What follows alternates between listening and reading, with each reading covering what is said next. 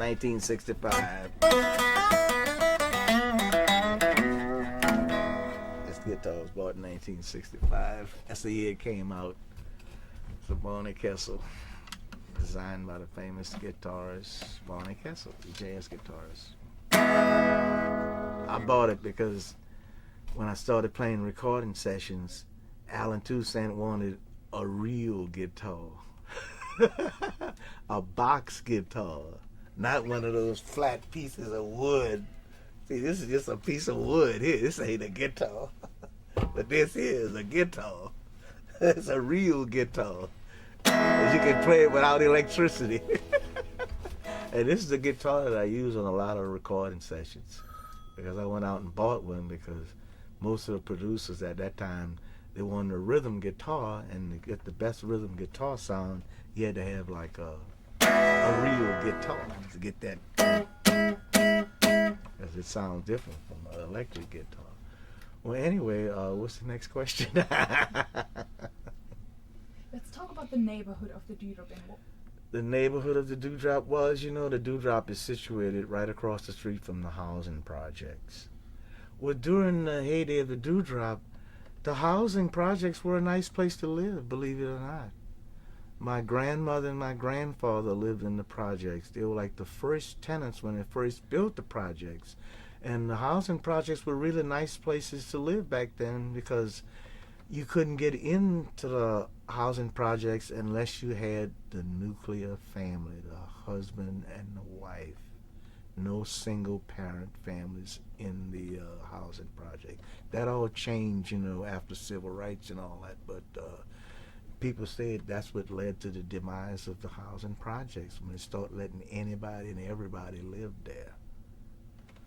But, when I came up, especially around the Dewdrop, the housing projects weren't that bad of a place to live. And, they had some crime and all, but it wasn't as bad as it is now.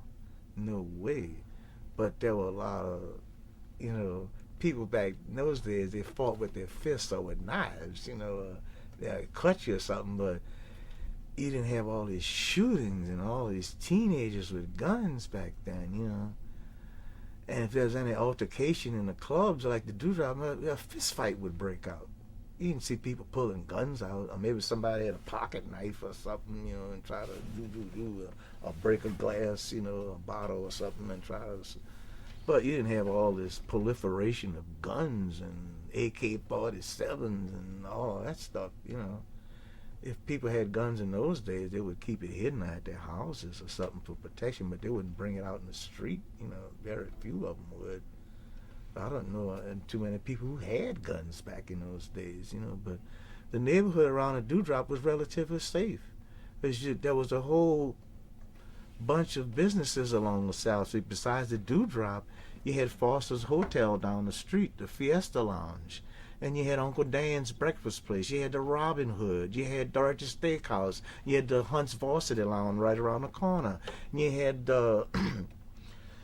clubs all on Washington Avenue. So people would just walk around there to go grocery shopping. They had churches there. There were businesses all around that area to service the people who lived in the projects. But during those days, I was dating girls who lived in the project, and I didn't have any problems going to projects to getting beat up or shot. It was a relatively nice place to live because, like I said, during those days you couldn't get an apartment in the housing projects unless both parents were there. They wouldn't run them as single parent families. And during those days, most of the black families enjoyed a low divorce rate. And the black families were still intact, strong black families back in those days.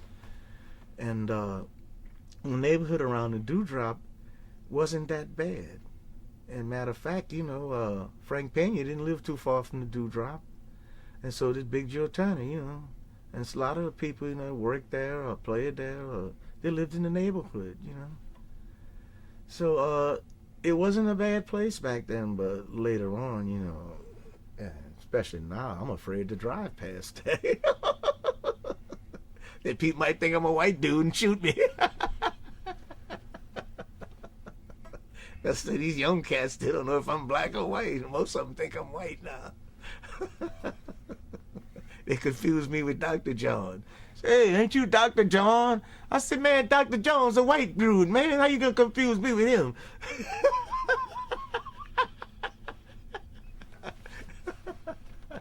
So that's Deacon John. Oh, yeah.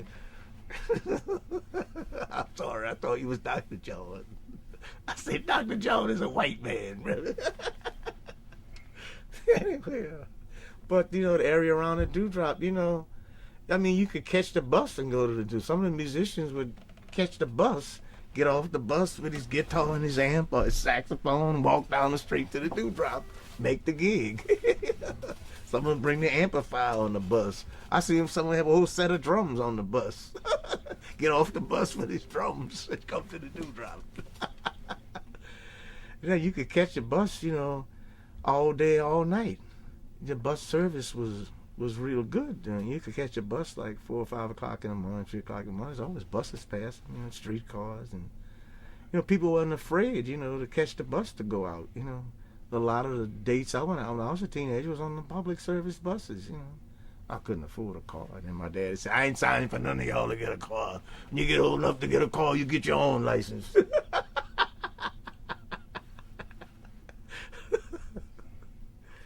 So what about the Dewdrop now?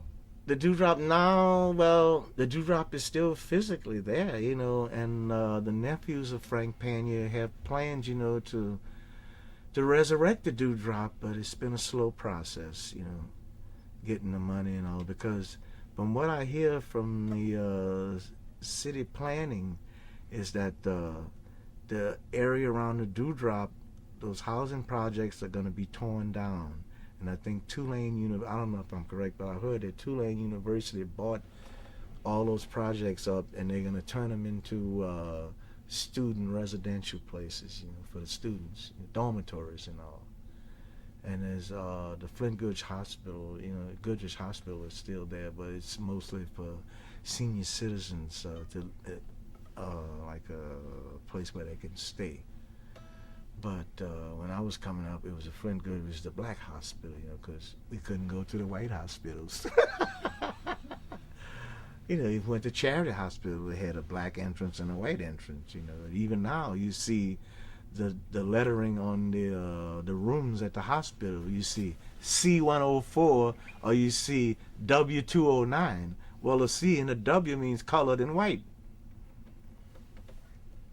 because they had a section of the hospital for white, and all those rooms had W on them. W309, W105, the first floor, second. Then on the other side, they had C. C238, yeah, okay. So how do you feel about Kenneth Jackson? Kenneth Jackson is the grandson of Frank Pena, and he's actually owning it right now and wants to reopen it. How do you feel about that plan? Well, I'm all for it, I wish the timetable was a little more exacerbated. I mean, not speed it up, but unfortunately it's not. But we're just going to have to wait until he can resurrect the Dewdrop, and once the urban blight is removed from the area and some of the people, some of those people who live in the housing projects will be relocated, and the area will have a big facelift. And, the main problem, now is white people are scared to come there. Even black people are scared to come there because of the neighborhood, and that has a negative impact on the club itself. Because everybody, especially white people, they love to be able to go to the Dewdrop, but they're so afraid, that they only can go there sometimes in special events where we can charter a bus to drop them off there in the bus and get back on the bus and get out of here, because people's afraid, well, where I'm going to park my Mercedes. There's a little kid saying, I'll watch it for you. I'll watch it for you.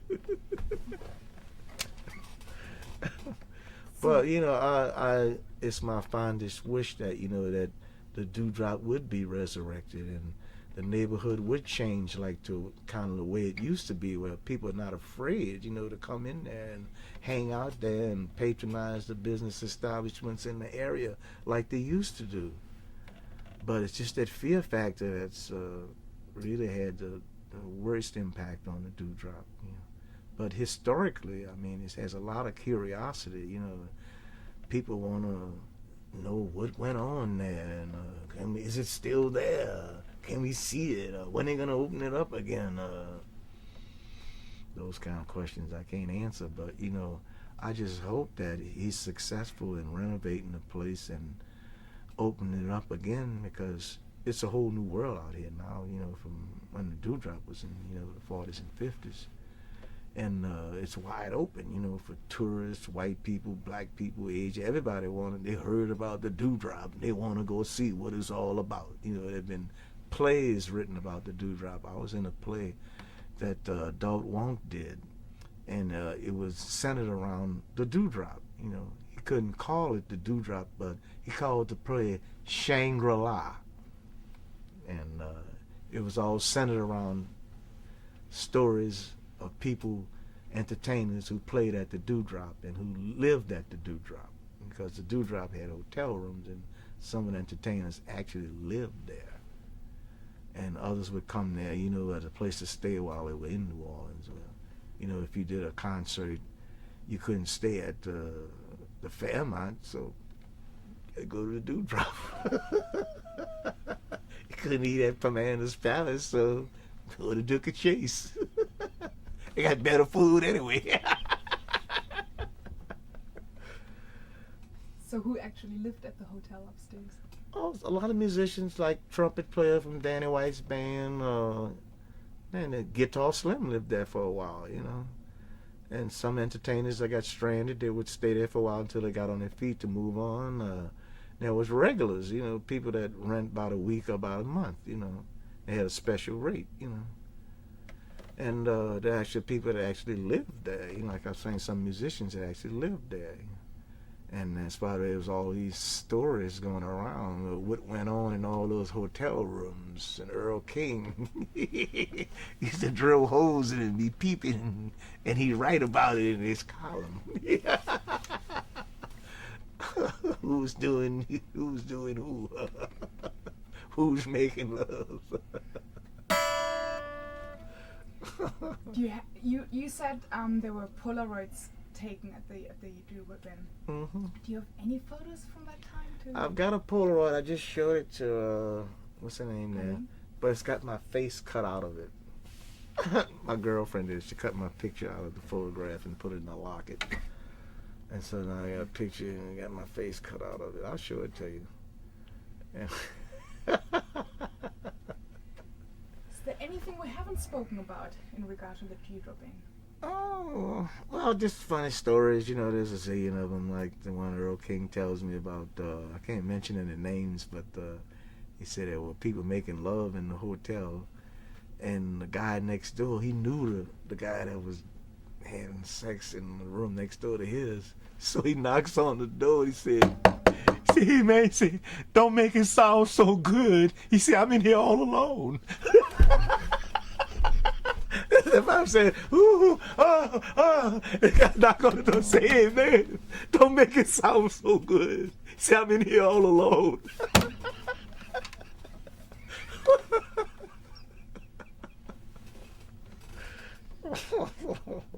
Any more stories? Oh, they got a lot of them. A lot of them, I can tell you.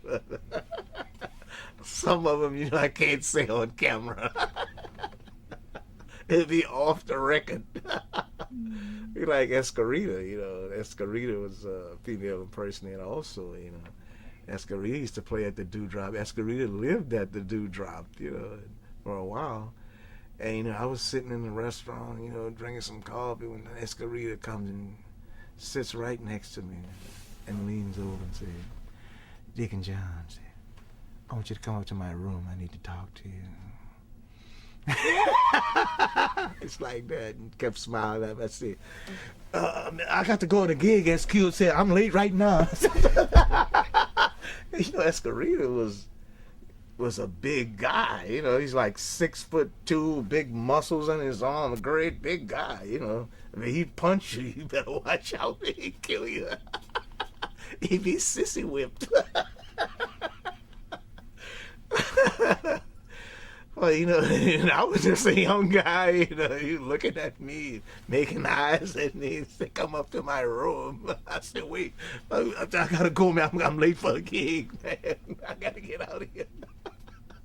But later on, I found out, Escarita just wanted to talk to me about playing on his recording session.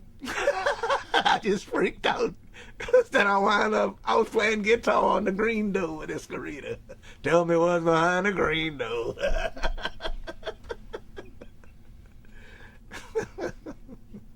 That was Ching Ching, the organ player that played there. And he had a girlfriend that had a mole, like the Arabs or something, and Ching Ching used to wear a headpiece, like the Swamis and all.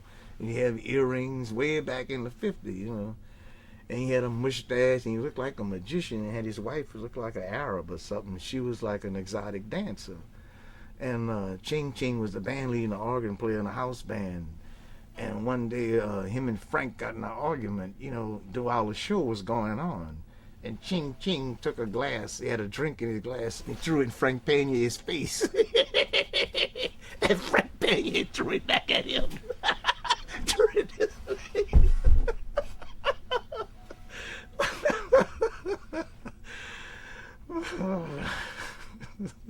There more stories went on at that Dewdrop. It was just like a whole cast of characters around there all the time, And everybody was just trying to play games with each other and try to run con games down, Oh, man, it's just so much fun hanging around there, just the camaraderie between the musicians, because it was even stronger because it was doing segregation. It was us against them, So it kind of united all the people together, And the Dewdrop was just like, that's the place where everybody went, It's like the premier black nightclub in New Orleans, and the doctors and the lawyers, and they come there with their ties on, and their wives in their fur coats and all, It was a classy place, But, as the years went on, it kind of deteriorated, with the looseness of the 60s, everybody started dressing down instead of dressing up. And they want to come into clubs with T-shirts and cutoffs and all that, Once you eliminate the dress code, you don't have a classy place no more, All you're thinking about is money instead of, the image of your club and how to maintain your integrity. And you just get lost because money's the root of all evil. You just keep thinking about money, and you don't think about the other principles, that are more important than money. I didn't say Frank didn't do that, but I think Frank's Dewdrop was just a victim of the civil rights movement. He was just like, when I explained to you before, he was a victim of the when they passed the civil rights laws, because black people stopped patronizing his businesses, and they went on to patronize the white establishments because they were excluded from that originally. And now that the doors were open, everybody said, hey man, I'm going to the Blue Room, man. Shit, hell with the Dewdrop. I'm going to the Blue Room. I'm going to the French Quarter. We can go in the French Quarter now and get a drink. Before we couldn't. They were even going to like Meal a Minute, the cafeteria style restaurants, because we couldn't go in there. And the big thing on Sunday, everybody get all dressed up and go to the cafeteria like Meal a Minute. That was big time because we couldn't go there before. Everybody get all dressed up to go to the cafeteria. But it was big time for us because we couldn't go there prior to that. And I was just like, hey, and we're going to do it in defiance, too. Hey, y'all better not tell me I can't come in here. What's wrong with me? I ain't black enough. But I just get so going off on all these tangents. All your tangents are beautiful. There's so many stories I could tell you, but I'm saving that for my book. I can't tell you everything. No, I could listen to you all day. Well, you know. Anyway, any more questions left? No, feel free.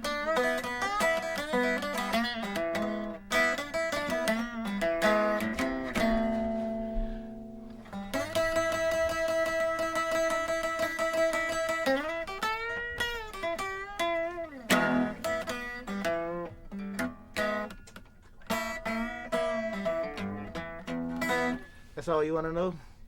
What we'll do is, if you wouldn't mind playing another song, we'll just get some close-ups of your shoes, because they're so beautiful, of your hand, of you know, just the strings here. All just right. so we Put can a hat on or something. Hello. I better get a different guitar for this. How about the 57? Oh, you got it? Yes, I do. Just try to get as many tempo bass as possible. Yeah. That's okay. I need the one on the end. Right. Move along the strings. The last one there? One up here? Yeah.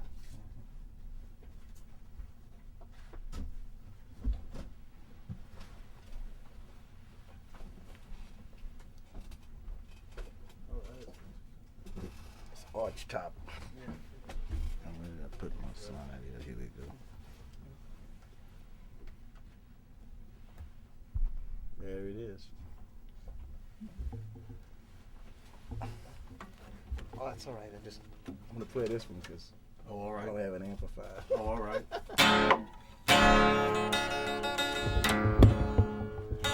Woo, woo, I ain't got no home, no place to roam. I ain't got no home, no place to roam. I'm a lonely boy. I ain't got no home. Woo, woo, woo. Woo, woo, woo. Woo, woo, woo. Woo, woo, woo. Woo, woo, woo. I ain't got a man. I ain't got a son. I ain't got a daughter. I ain't got no one. I'm a lonely girl. I ain't got a home. Ooh, ooh, ooh, ooh, ooh,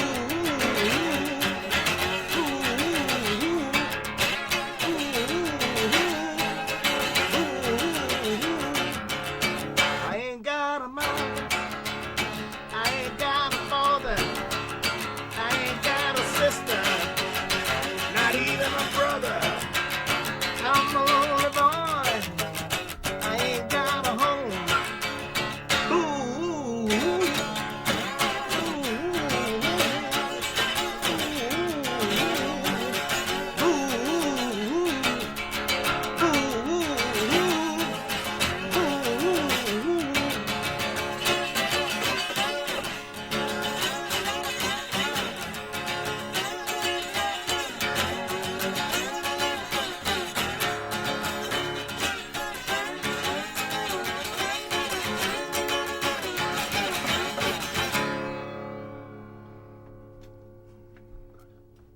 You want to slow it now?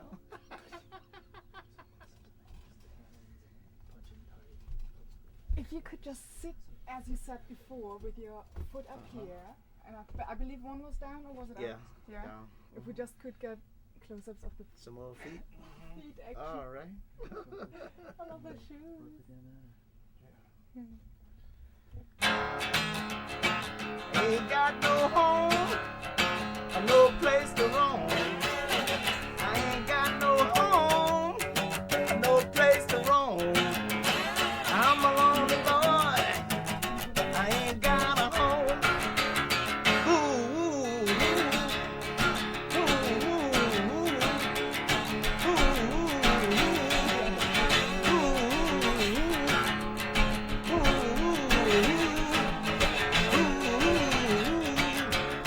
I ain't got a man.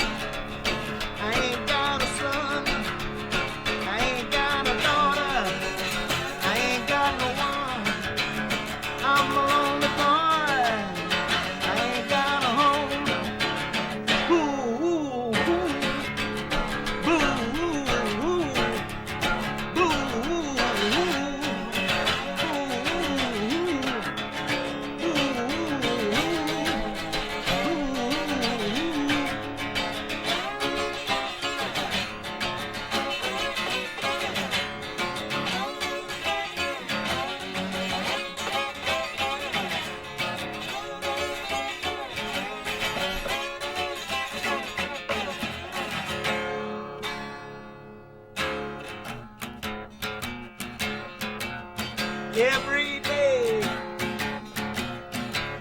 Every day I have the blues. Every day, baby. Every day I have the blues. When you see me worried, baby, it's you I hate to lose.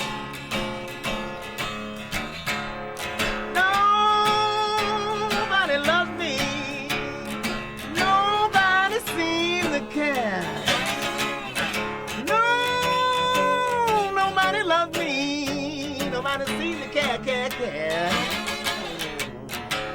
Speaking of bad luck and trouble, Lord, you know I've had my share.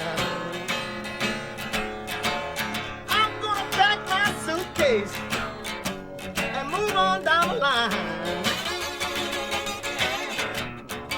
I'm gonna pack my suitcase and move on down the line.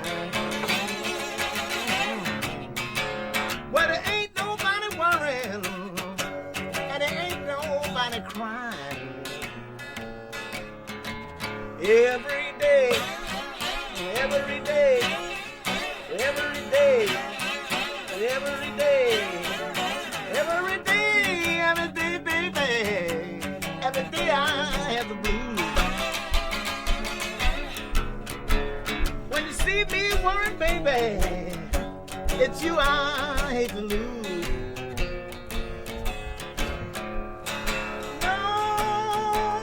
Nobody loves me.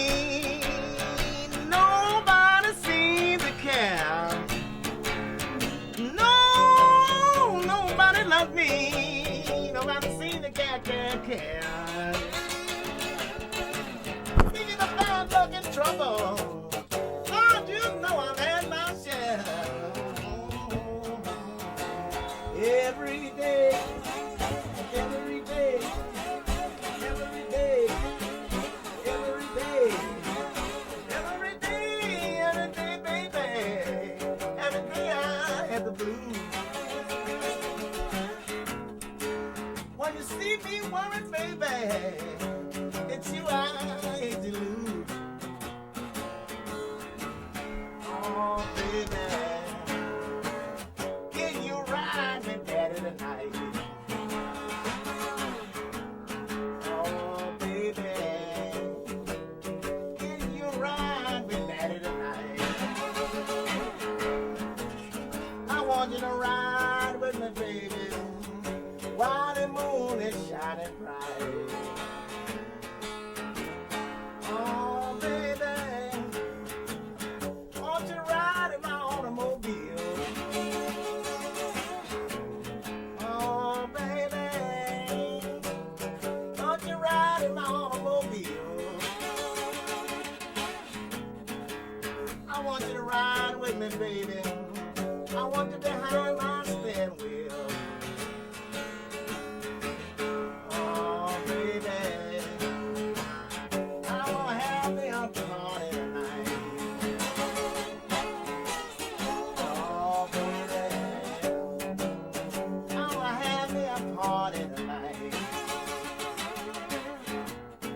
I want you to ride with me, baby, while the moon is shining bright.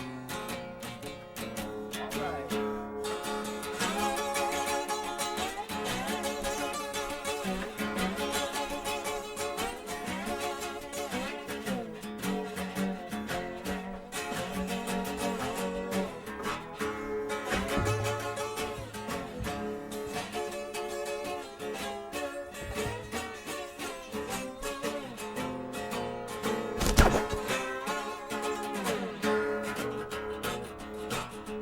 Shake your money maker, shake your money maker, shake your money maker, baby. Won't you shake your money maker, shake your money maker. Now, oh, I got a gal, but she just won't be true. Said I got a gal, she just won't be true. Got to this place, she won't do a thing I told you. Shake your money maker, she won't shake the money maker. You wanna shake your money you shake your money maker? Shake your money maker. She wanna roll. Shake your money maker. Shake your money maker, baby. Won't you shake your money maker? You won't shake the money maker. She wanna roll. I got a gal lives up on the hill. Said I got a gal lives up on the hill. Said she gonna love me, but I don't believe she will. She wanna shake the money maker. She won't shake the money maker. She wanna shake your money maker, baby. Won't you shake your money maker? She won't shake the money maker. She wanna roll.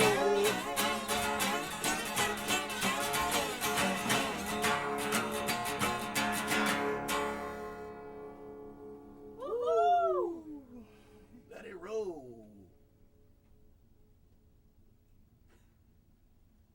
What do I do now? All right, you got it. Cut it. You got them shoes. Yeah, yeah. All right, and the socks. They even got holes in them. I didn't show you those. I haven't seen it. All right, where we going to eat now? I'm gonna set this microphone back off. Because it was on during the interview, so we just have a 30-second on.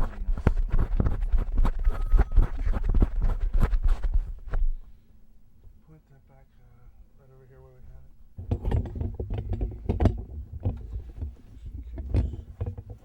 All right, everybody, here we go. A little moment of silence. Yes. 3, 2, 1.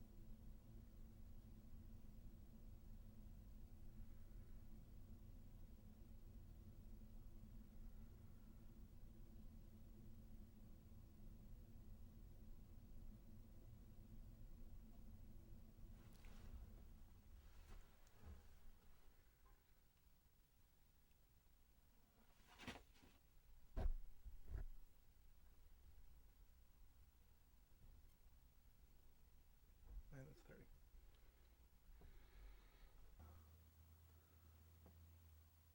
Did you focus on spelling it? Oh, that's good. I can't even make it go out of focus. Yeah, it's, you got everything. Yeah, so. I'd like to change that since we're doing pickup stuff. Okay. It's hot. It's warming up.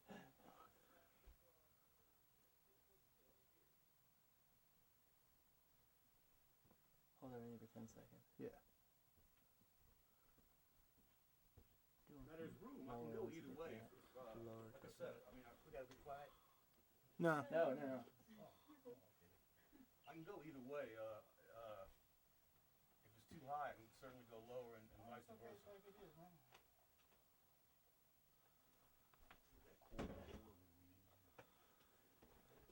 Get something real tight too, that we're more distracted. You can zoom in.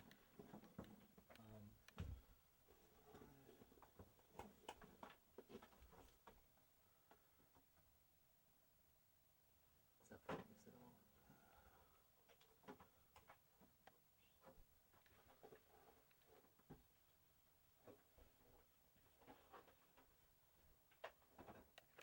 The space echo work? Get something tight with like the steel things. Man, you don't. Zoom in, man. And the ones you do see don't work.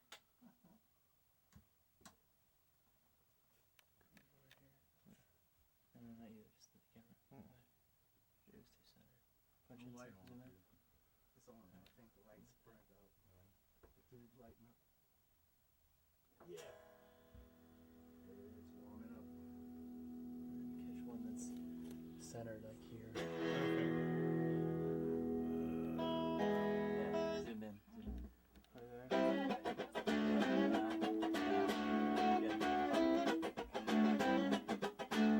Is that focused?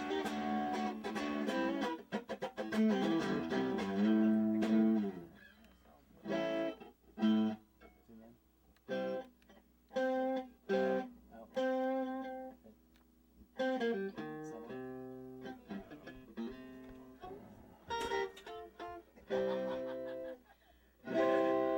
saw Russell Baptiste outside just now. Russell was passing when I was outside.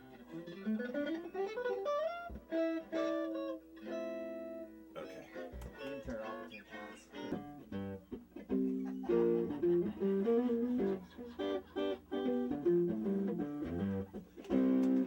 Hanging out Brian's toes. That is exactly right. That is exactly right.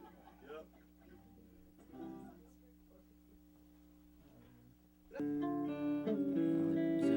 Zoom in, focus. That's good. Zoom back out. I meant to say focus and shoot up. Right there.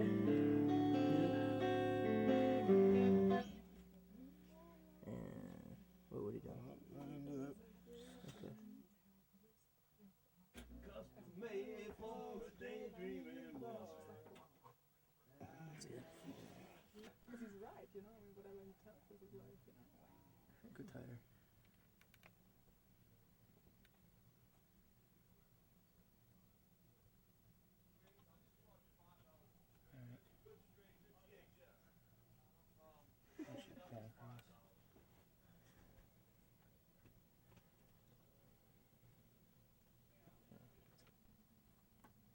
Focus it.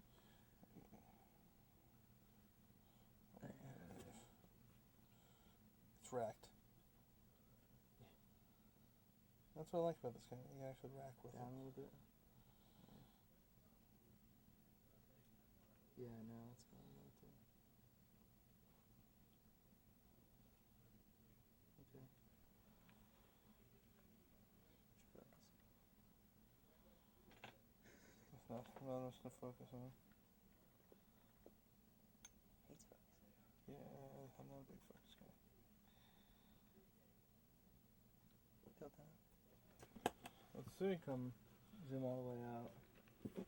You don't need to record like that. Right? No, so Yeah, to be right. Is that sharp? it's flat. It's a joke. Oh God, it's not. Come on, that's funny. That's terrible. That's funny. Right there. Can I have that light on, man? You see where the camera is? Okay.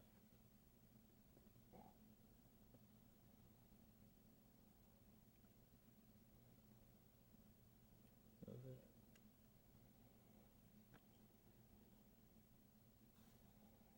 That's the end. Only everyone was like him right now. And we'd have a movie. Then we'd have an Oscar-winning movie. Yeah. And we're rolling. Okay, let's have 5 on this and then I'll move. Okay. Scott. That's what I'm gonna do.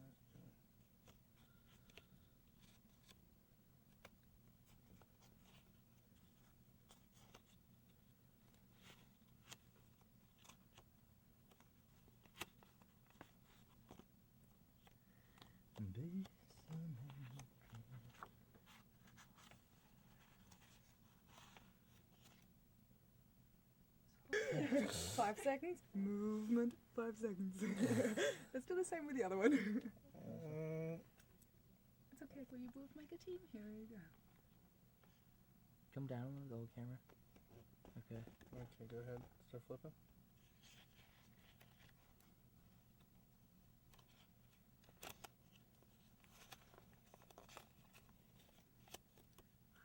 I got stuck.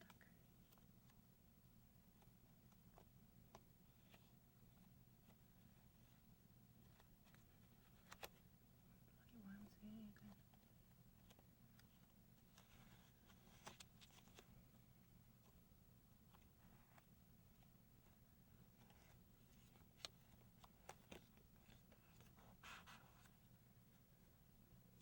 Hold it, hold it.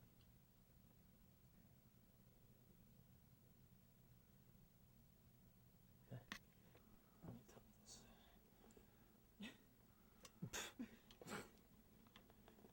Man, this must be available lighting equipment. Hold this. Okay, I'm gonna rack to the back. Hold on. Alright, good. See if we can Should I rack do it this in. on tripod if you want to do that? Can you about there? Get the focus on the foreground Okay. and hold that.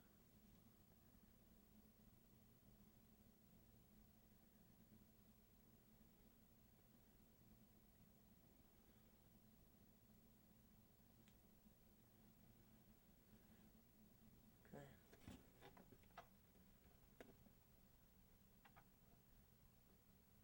But you got my light stand in shot. Does that Can look you like tell? No. You got 2 light stands in shot. Hold on. Yeah, the top light stand does not Pan look left like a little bit.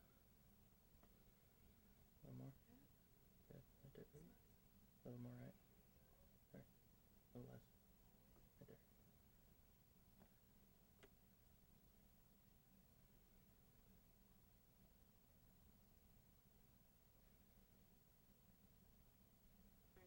Bananas! Here we go! You want this in the back? Where he's going. What does he do with all the fruit? I don't know. Just ask him where he wants it. Boy, my finger's flying off. Just right for approach. Do not hold it in that spot. Alright. That's good. Is it hard? His eyes just like...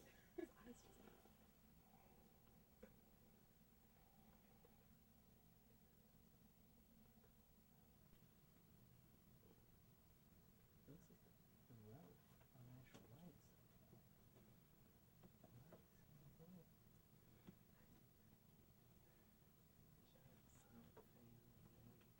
Yeah, I was thinking about it. One of these jobs. Hold it.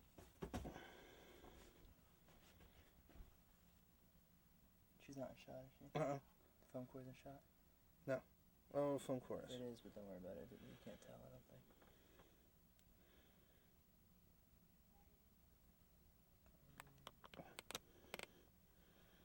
Come back.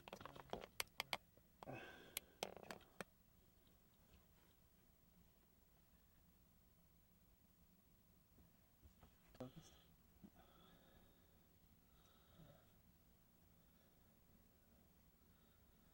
Alright, let me tilt up behind it. Right there. No less. Right there.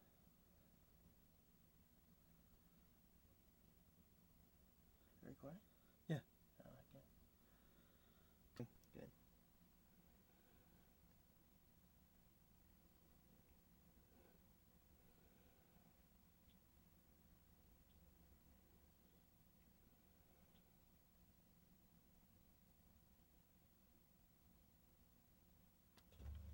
It's hot.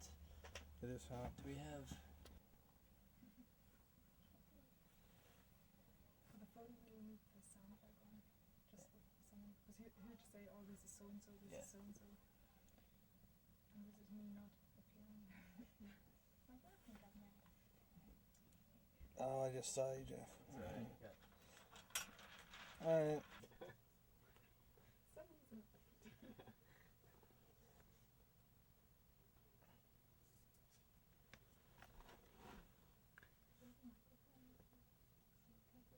There. Hey guys, is that moving?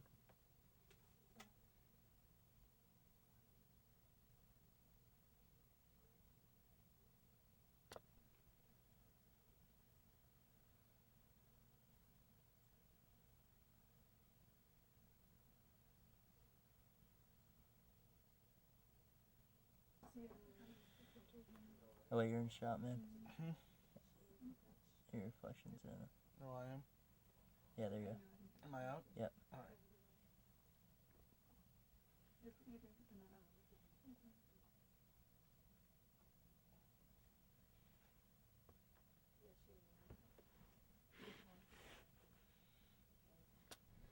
There you go. Oh, you want to get a shot of that? You want to hold it in my hand? Or? I'm trembling now. So what are we looking at? Oh, that's my first band, the Iris. It's the same musicians you see in the photograph you have in your hand right now. It's the same bunch of guys. And I got the publicity photo Where too. you at in there? Huh? I'm the one playing the guitar. Could you point point at that again? Where are you? I'm on the end playing the guitar. Can you point to it? Right there.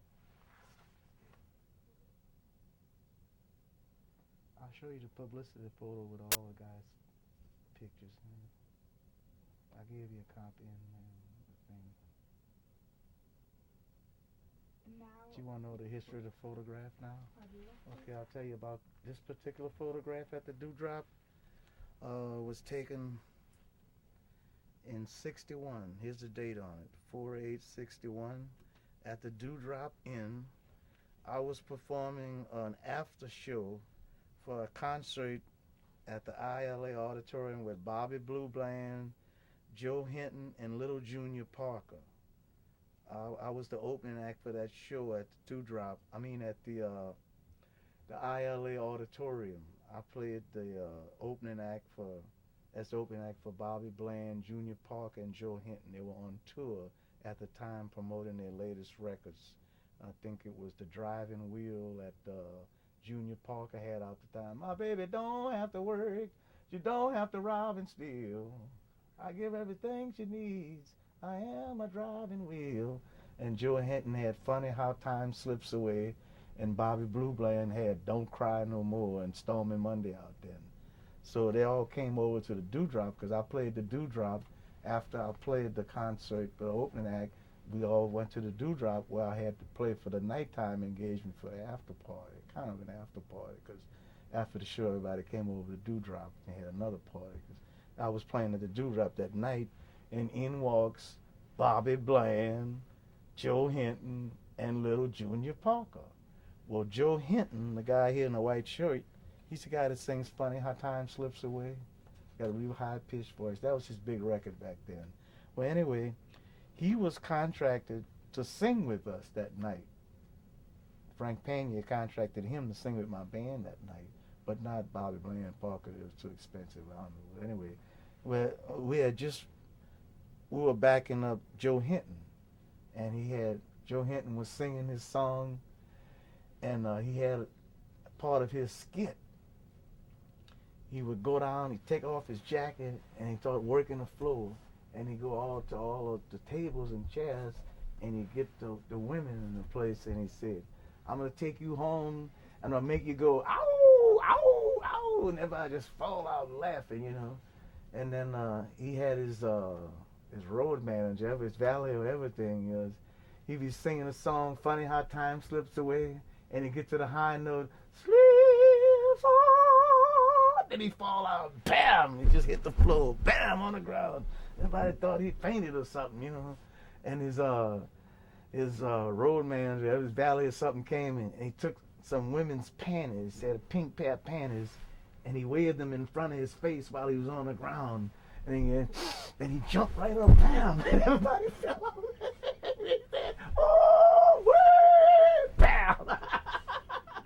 And they put those panties over his face, and he hurried up and jumped up and sang the last note. And then tore the place up. And then after that, we saw Bobby Bland coming in the house, walking through the door. And so we start playing Don't Cry No More. Don't cry. And he couldn't resist it. So he had to get up, and he came up and sang some of the song. That's why you see him here with Joe Hinton. They called him up on the stage to sit in. And of course, I had a reputation at that time. Whenever I would open a show for an artist, I would play all of his hit records before he got on. So when Bobby Blue Bland, when I was opening up for Bland, I'd play all of his hit records just like him before he come out. And some people say, oh man, he sounds better than Bobby Blue Bland. Because I had the same instrumentation with the horns and all, and we played his music just like him, you know, before he come on. And some people thought that was offensive, you know, to play the artist's music before he comes on. It was kind of, but our philosophy was trying to get famous by any means necessary. We used to go, like when we were playing the Dewdrop, we go and sit at these head cutting sessions, you know, where we go sit in with other bands and try to chop them up, you know, see if we can take the job from them, take the gig, you know. So that was popular at the time. All the bands were like had the head cutting thing, so you could play the best and take the gig from them. So we were like, we'd find out that Eddie Bull was playing at the Pimlico, and to get on the phone, everybody wear the red coats, and we get dressed up like we going on the gig, put all the instruments in the station wagon, pull up there, and get out and we come sit in on the break. We wasn't even working. But we get all dressed up like we going on the gig. They come in there and sit in for the intermission. But anyway, that's the story about this picture, That's how this came to be. It was playing at the Dewdrop, and after the concert, Bobby Bland, Junior Parker, they walk in, and Joe Hinton's on the stage. So we started playing their music. When Junior Parker walked in, we started playing the Driving Wheel. My baby don't have to worry. She don't have to rob and steal. And then, when he walks in, he hears his song playing, well, he's going to come up there and start singing too. Before we knew it, had all three of them up on stage, Because that's the kind of place the Dewdrop was. It was a jam session all the time, Celebrities come in. Ladies and gentlemen, Joe Tex is in the house tonight. How about it? Let's see if we can get him up here. Come on up here, Joe. Yeah, come on. Skinny legs, come on up here. And that's the kind of place the Dewdrop was, Everybody come in jamming, sitting in, and the sun's coming up outside, and people still playing. The house is packed, 6 o'clock in the morning. Now we need to look at the photo, like us physically with the camera. Oh, okay. Just hold it up. Yeah, you don't want the hole. Oh, Yeah. okay. All right. You want to put it right here?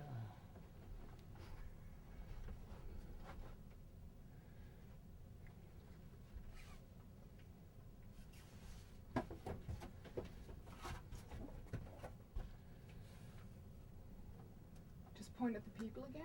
Who is who? That's me on the end, Deacon John playing the guitar. On the baritone saxophone, the late Henry Joseph. And on the bass is Ore Chink Durbany. On the saxophone, the tenor saxophone, is Roger Lewis, who now performs with the Dirty Dozen Brass Band.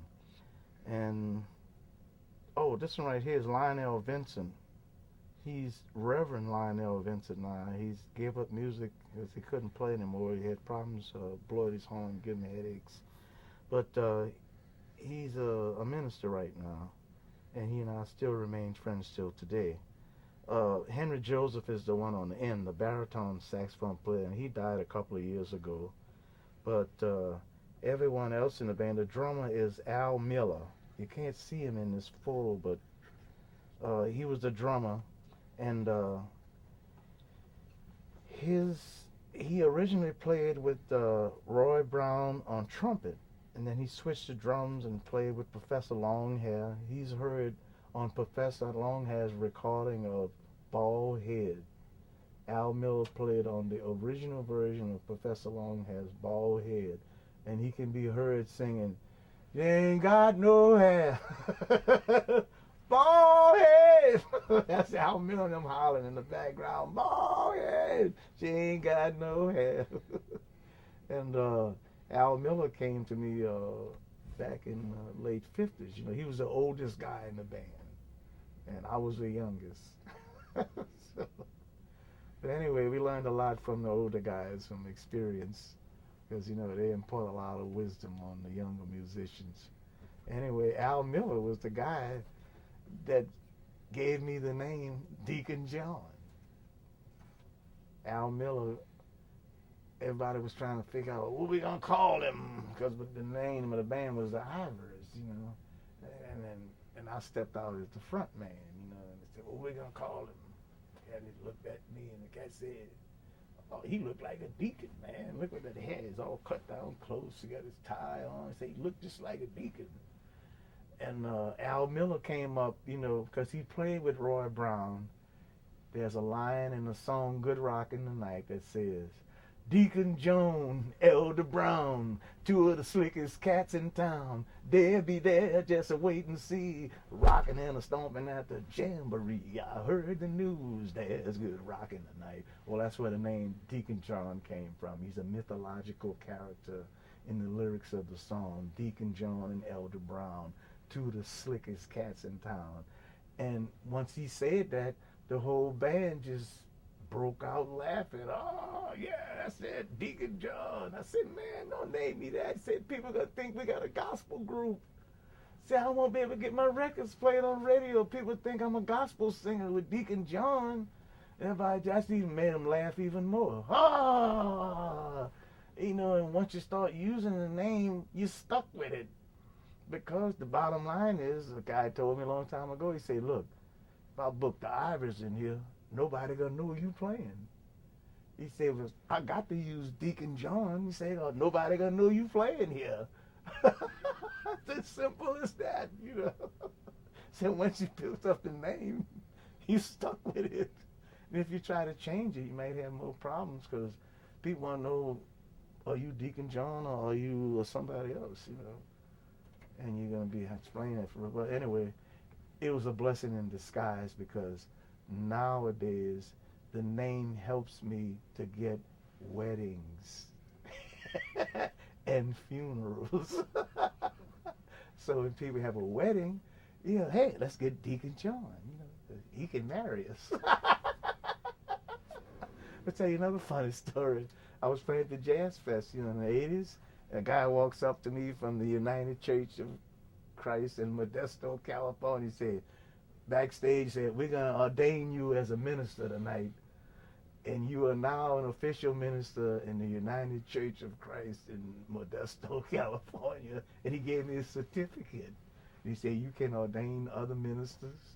You can perform weddings, funerals, baptisms, and all that stuff, you know. I still got my certificate, you know. But I'm an official ordained minister without going to school.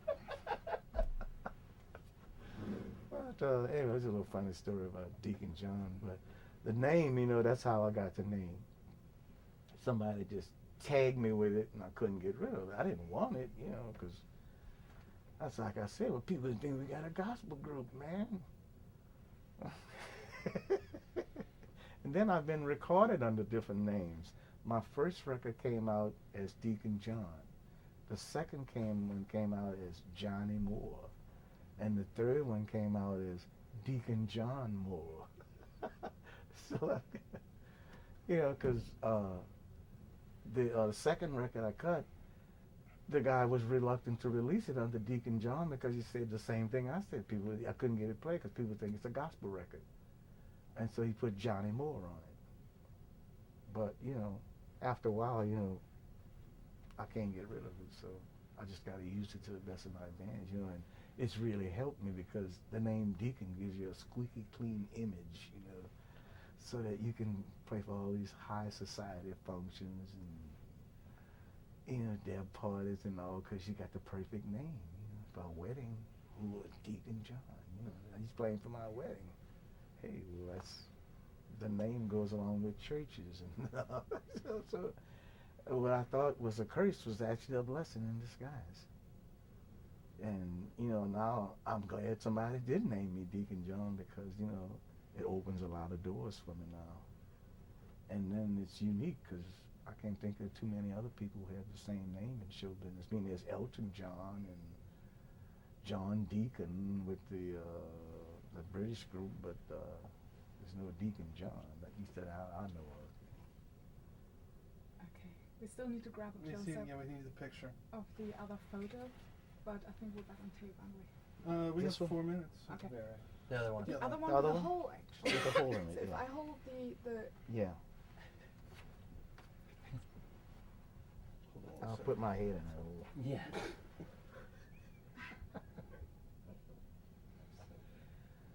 WV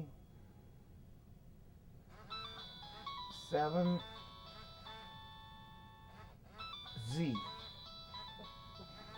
That's it. Second line is VSO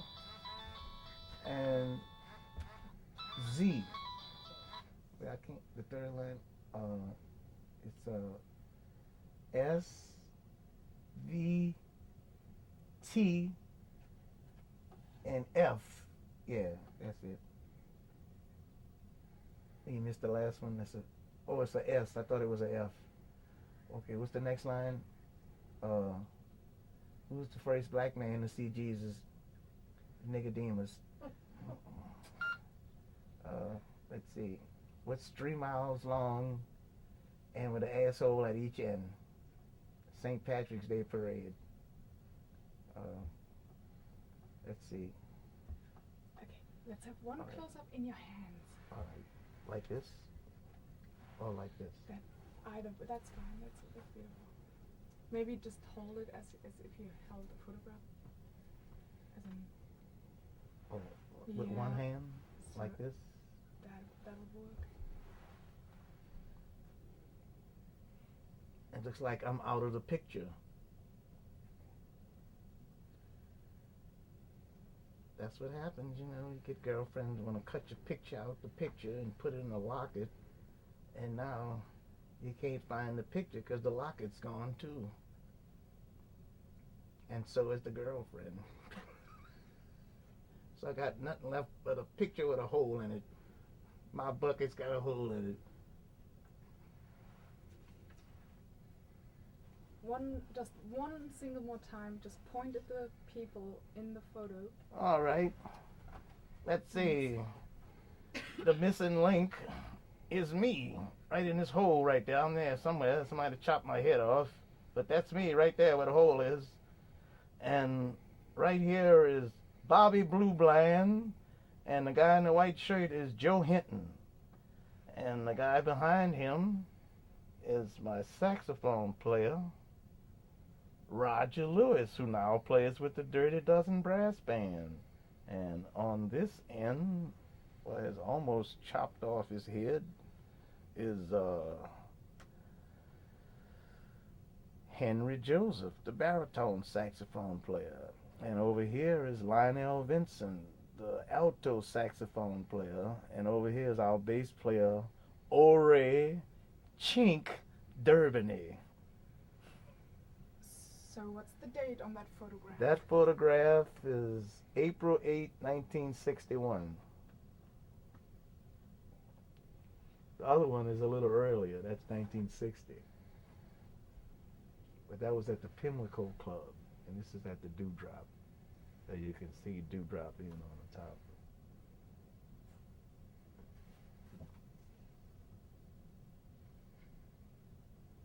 Is that right to exhale now? That's great. Thank you so much. All right.